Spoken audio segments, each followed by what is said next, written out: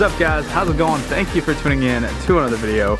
Rush, back at it again. Today we have the final update on the bike, and well, good news because I got it running and it's running really good. So after a week-long roller coaster ride trying to diagnose what's wrong with this bike, fixing things that were messed up, and pretty much just salvaging what I could of the already existing fuel system that was pretty much destroyed by that 3-year-old gas, we got this thing up and running. So before I talk too much here, let's go ahead and show you how everything is. So got my phone mounted on there right now with some just GPS. I'm testing out this mount that I kind of put together in the garage here, but that's not the point. So the fuel tank primed. I'll let you hear it. So as you can hear there, it's priming now. It's working right. Neutral lights on, so that means we are neutral. Now here we go. And just like that, voila, starts up every single time. We got fresh fluids in here. You got fresh oil, coolant, spark plugs. Everything is good to go on the bike. Just need to find me a new fuel tank because the tank still does have a little bit of rust. So I try to clean it up as much as I can. So I'm either going to get it creamed or buy a new fuel tank for it. But I'm just trying to find one that's in good condition that I can slap on the bike. But other than that, thing is ready to go. So let's go ahead, take a little bit of ride down the park, down to the park real quick, and we can tell you a little more about the bike and my plans for it. So here we go. We're gonna take just a short ride down the street, so I'm not even gonna throw my helmet on because the park is literally, I could see it from here pretty much. So here we go. Just gonna throw this on real quick, get my gloves on. I like riding with the gloves. These are the gloves that I picked up this week. They're Alpine Star. Got the carbon fiber knuckles.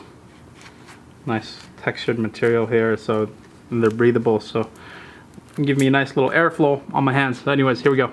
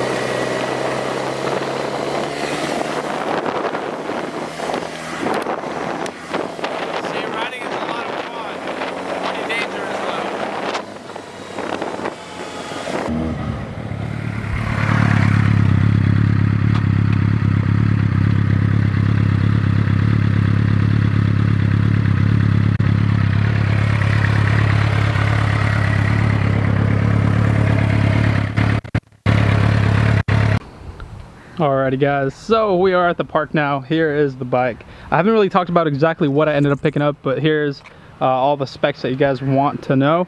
Let me shut it off real quick. So this is a 2007 gsxr 600. So it's not the 750 that a lot of you guys thought I picked up. I picked up a 600. I think the 750 is a little overkill for a first bike, and I'm pretty sure this is a lot of bike for a first-time rider as well. It's pretty dang quick, and it feels great. I mean, it feels great, don't get me wrong. It feels good, but it can be a little scary, especially if it's your first time riding, which it is for me. I've never owned a motorcycle before. I've ridden ATVs, quads, stuff like that, but never on 2 wheels. So, so far, I've really kind of enjoyed the bike, and I've gotten to ride around a little bit.